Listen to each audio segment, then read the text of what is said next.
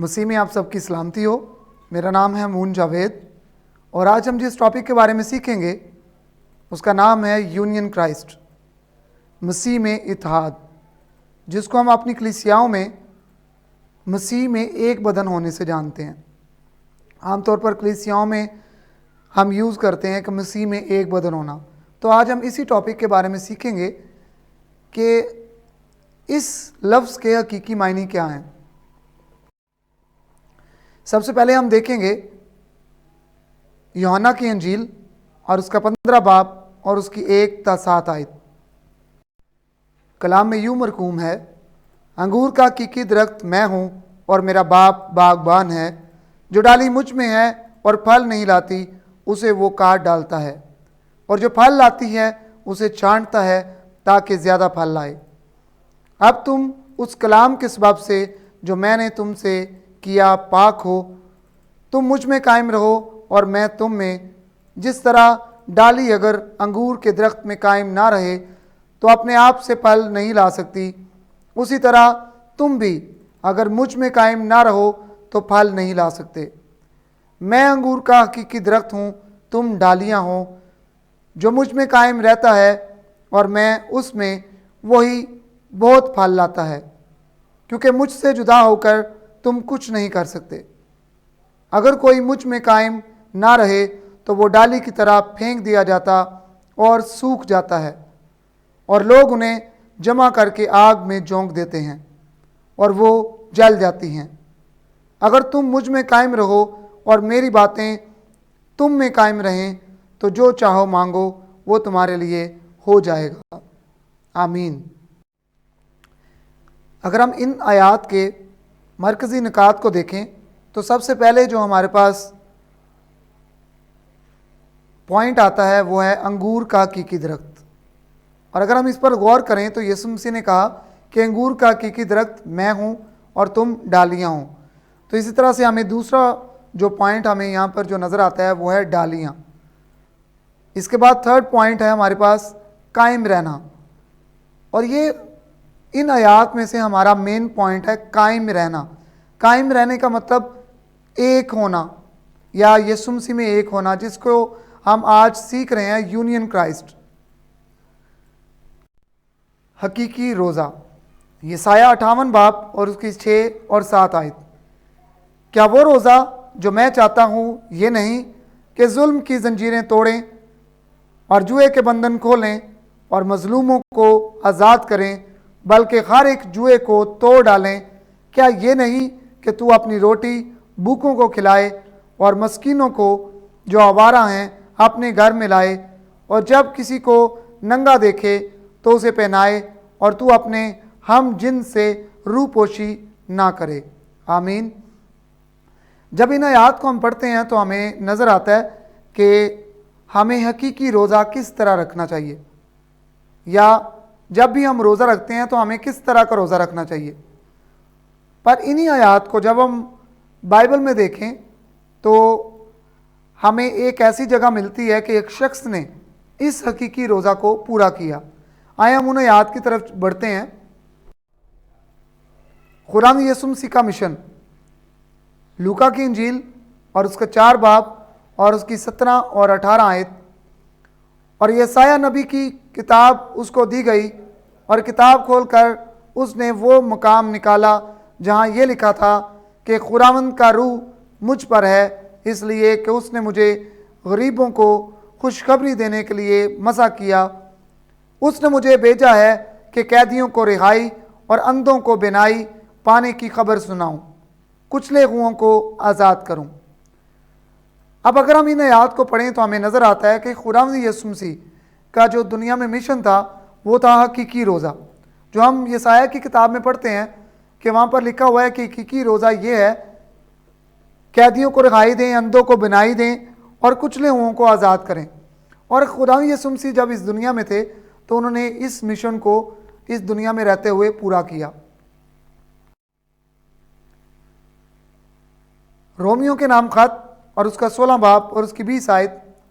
اور خدا جو اطمینان کا چشمہ ہے شیطان کو تمہارے پاؤں سے جلد کچلوا دے گا۔ ہمارے خداوند یسوع مسیح کا فضل تم پر ہوتا رہے۔ یہاں پر اگر ہم دیکھیں تو یہاں یہ آیت ہمیں بتاتی ہے کہ تمہارے پاؤں سے جلد کچلوا دے گا۔ اگر ہم دیکھیں تو خداوند یسوع مسیح نے موت پر فتح پائی اور خداوند یسوع مسیح نے ہی اپنے پاؤں سے شیطان کو کچلا۔ اس کا مطلب یہ ہے کہ خداوند یسوع مسیح نے ہی نہیں بلکہ جتنی بھی کلیسیا ہے انہوں نے خداوند یسوع مسیح میں ایک بدن ہو کر شیطان پر غلبہ حاصل کیا۔ اور یہ آیت ہمیں یہ بتاتی ہے کہ جو بھی خداوند یسوع مسیح پر ایمان لاتا ہے وہ اسی طرح سے شیطان پر غلبہ حاصل کرے گا۔ اسی کے ساتھ ساتھ ہم پڑھتے ہیں افسیوں کے نام خط، اس کا 4 باب اور اس کی 4 سے 6 آیت۔ ایک ہی بدن ہے اور ایک ہی روح، چنانچہ تمہیں جو بلائے گئے تھے اپنے بلائے جانے سے امید بھی ایک ہی ہے۔ ایک ہی خداوند ہے، ایک ہی ایمان، ایک ہی بپتسمہ اور سب کا خدا اور باپ ایک ہی ہے، جو سب کے اوپر اور سب کے درمیان اور سب کے اندر ہے۔ یہاں پر ہمیں نظر آتا ہے کہ ایک ہی بدن ہے اور ایک ہی روح۔ اس ٹاپک کے بارے میں ہم پہلے بھی پڑھ چکے ہیں کہ اگر ہم دیکھیں تو تمام انسانوں کے اندر خدا کا روح پایا جاتا ہے، کیونکہ روح پھونکنے کی جو صلاحیت ہے وہ صرف خدا میں پائی جاتی ہے۔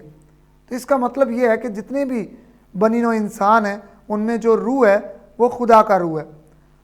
پر ادھر جو غور کرنے والی بات ہے وہ ہے ایک ہی بدن ہے۔ اس کا مطلب یہ ہے کہ بدن ایک ہی ہے اور جو کلیسیا ہے وہ مسیح کے بدن کا حصہ ہے۔ مسیح کے بدن کا حصہ ہونا مطلب کہ کلیسیا ایک علیحدہ بدن نہیں ہے بلکہ کلیسیا بھی مسیح کے بدن کا حصہ ہی ہے۔ اسی کے ساتھ ساتھ ہم دیکھتے ہیں افسیوں 4 باب اور اس کی 15 آیت، بلکہ محبت کے ساتھ سچائی پر قائم رہ کر اور اس کے ساتھ جو سر ہے یعنی مسیح کے ساتھ پیوستہ ہو کر ہر طرح سے بڑھتے جائیں۔ پیوستہ مطلب کہ ایک بدن ہو کر۔ اب اگر ہم یہاں پر دیکھیں تو مسیح کو کلیسیا کا سر کہا گیا ہے اور کلیسیا کو کہا گیا ہے کہ مسیح میں پیوستہ ہو کر ہر طرح سے بڑھتے جائیں۔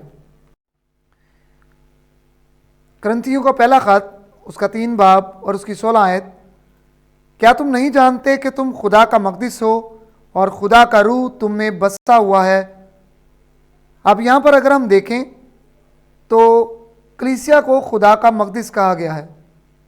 اگر ہم یوحنا کی انجیل اور اس کا 2 باب اور اس کی 19 سے 21 آیت میں دیکھیں تو وہاں پر ہمیں اس طرح سے ملتا ہے، یسوع نے جواب میں ان سے کہا، اس مقدس کو ڈھا دو تو میں اسے 3 دن میں کھڑا کر دوں گا۔ یہودیوں نے کہا، 40 برس میں یہ مقدس بنا ہے اور کیا تو اسے 3 دن میں کھڑا کر دے گا؟ مگر اس نے اپنے بدن کے مقدس کی بابت کہا تھا۔ اب اگر ہم ان آیات کے بارے میں دیکھیں تو خداوند یسوع مسیح نے اپنے آپ کو خدا کا مقدس بیان کیا ہے، اور اگر ہم مسیح میں ایک بدن ہو جاتے ہیں تو ہم بھی خدا کا مقدس بن جاتے ہیں۔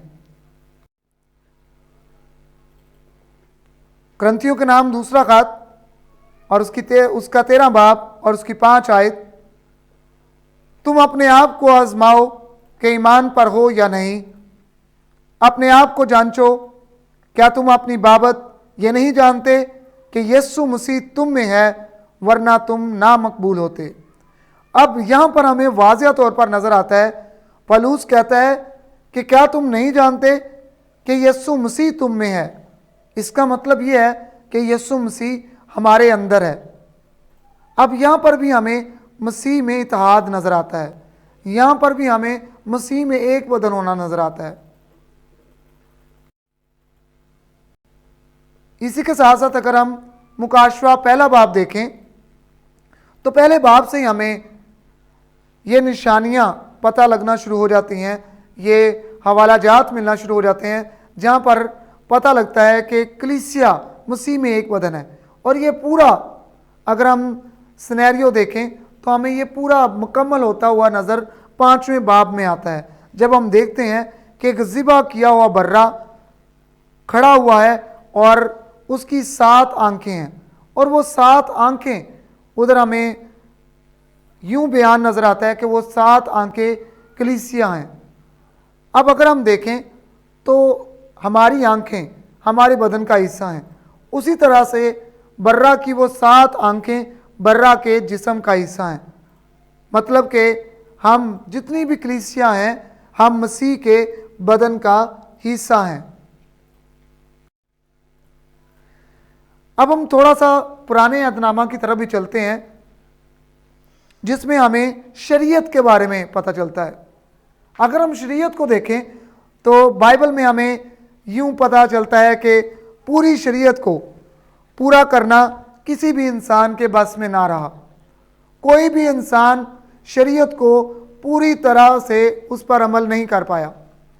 اگر ہم دیکھیں ابراہیم، جس کو ہم ایمانداروں کا باپ کہتے ہیں، وہ بھی پوری شریعت پر عمل نہیں کر پایا، اور خدا کی بادشاہی میں جانے کا جو پیمانہ تھا وہ صرف اور صرف شریعت تھا۔ تو خدا نے پھر دوبارہ ہمارے لیے ایک بہت بڑا پلان بنایا کہ خدا نے اپنے اکلوتے بیٹے کو بھیجا تاکہ خدا کا وہ اکلوتا بیٹا اس شریعت کو پورا کرے اور ہم مسیح میں ایک بدن ہوں، اور ہم بھی اس فضل کے ذریعہ سے خدا کی بادشاہی میں جا سکیں۔ اب اگر ہم دیکھیں تو ہم ایسا ہوتا ہے کہ ہم جب بھی فضل کی بات کرتے ہیں تو ہم شریعت کو پیچھے چھوڑ دیتے ہیں، پر اگر ہم بائبل کو دھیان سے پڑھیں تو ہمیں پتہ چلتا ہے کہ شریعت خداوند یسوع مسیح تک پہنچانے کے لیے ہمارا استاد بنی۔ اس کا مطلب یہ ہے کہ شریعت صرف پرانے عہد نامے تک محدود نہیں ہے، بلکہ شریعت ہمیں خداوند یسوع مسیح تک پہنچانے کا ایک ذریعہ بنی، اور نہ کہ صرف ذریعہ بنی بلکہ ہمارا لائف سٹائل اس کو بہتر بنانے میں سب سے بڑا ہاتھ جو ہے وہ شریعت کا ہے۔ اس کے بعد اگر ہم دیکھیں تو آج کے دور کو، جس کو ہم فضل کا دور کہتے ہیں، جو کوئی بھی مسیح میں ایک بدن ہوتا ہے، اس کا مطلب یہ ہے کہ وہ مسیح میں ایک بدن ہو کر خدا کی بادشاہی میں جا سکتا ہے۔ کیوں؟ ایسا کیوں ہے؟ کیونکہ مسیحی ایک ایسا شخص ہے جس نے شریعت کو مکمل کیا، شریعت کو پورا کیا، شریعت پر پورا عمل کیا، اور صرف ہم مسیح میں ایک بدن ہو کر ہی خدا کی بادشاہی میں جا سکتے ہیں۔ اور صرف خداوند یسوع مسیح میں ایک بدن ہونا ہی ہمارا خدا کی بادشاہی میں داخلہ ہے۔ کیونکہ اگر ہم دیکھیں کہ اگر کوئی انسان کہے کہ میں صرف شریعت پر عمل کر کے خدا کی بادشاہی میں جا سکتا ہوں، یا میں صرف اپنی لائف سٹائل کو چینج کر کے خدا کی بادشاہی میں جا سکتا ہوں، یا میں اپنی لائف کو بہتر بنا کے خدا کی بادشاہی میں جا سکتا ہوں، تو ایسا بالکل بھی نہیں ہے۔ خدا کی بادشاہی میں انٹر ہونے کے لیے ہمیں صرف اور صرف ایک پیمانہ نظر آتا ہے، اور وہ ہے خداوند یسوع مسیح میں ایک بدن ہونا۔ اور ایک بدن ہونا یہ بھی ہمیں مکاشفہ کی کتاب میں بہت واضح طور پر نظر آتا ہے۔ اگر ہم دیکھیں مکاشفہ کی کتاب اس کے پہلے باب میں ہمیں نظر آتا ہے کہ 7 چراغ دان ہیں، اور اس کے درمیان میں ایک آدم ذات سا شخص ہے، اور وہ شخص جو ہے وہ یسوع مسیح ہے، اور یسوع مسیح کا ان چراغ دانوں کے درمیان میں ہونا کلیسیا میں رفاقت کو ظاہر کرتا ہے۔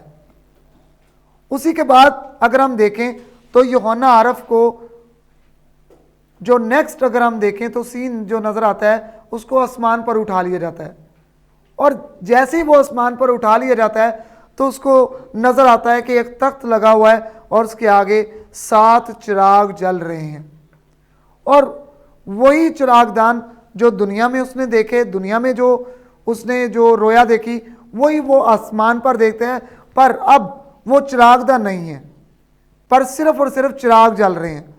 اب وہ چراغ دان جو ہیں وہ جسم کو ظاہر کرتے ہیں، کیونکہ اس دنیا میں رہتے ہوئے ہماری روح جو ہے اس کو جسم کی ضرورت ہوتی ہے، پر جیسے ہی ہم خدا کی بادشاہی میں جاتے ہیں تو یہ بدن جو کہ فانی ہے وہ اس دنیا میں رہ جائے گا اور ہم خدا کی بادشاہی میں جائیں گے۔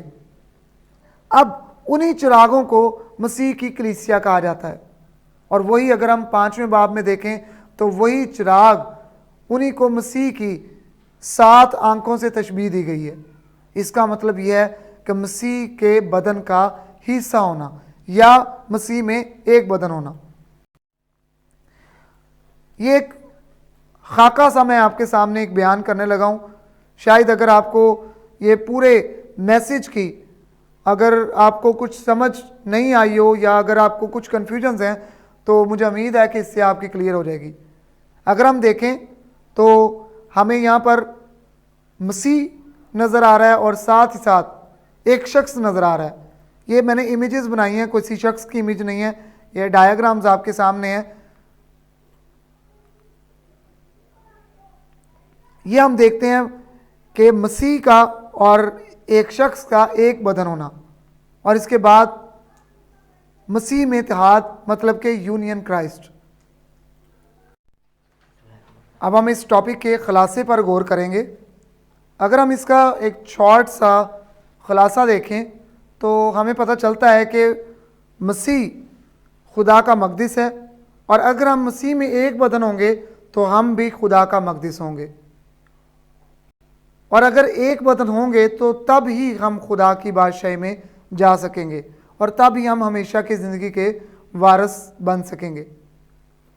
یہ ہمارے لیے کتنی اچھی بات ہے کہ مسیح میں ایک بدن ہونا۔ یہ کوئی علیحدہ بدن نہیں ہے، یہ کوئی دوسرا بدن نہیں ہے، بلکہ جیسا کہ قرآن کا کلام ہمیں بتاتا ہے کہ ایک ہی بدن ہے۔ ایک ہی بدن ہے مطلب کہ ہم سب نے مسیح میں ایک بدن ہو جانا ہے۔ مسیح میں ایک بدن ہونے کا مطلب کہ مسیح کے بدن کا حصہ ہونا۔ خداوند اس کلام کے وسیلہ سے آپ سب کو بہت برکت دے۔ اگر آپ کو اس ٹاپک میں کوئی بھی کنفیوژن ہوگی تو آپ اس دیے گئے نمبر پر رابطہ کر کے اپنی کنفیوژنز کو دور کر سکتے ہیں۔ Thank you so much, may God bless you۔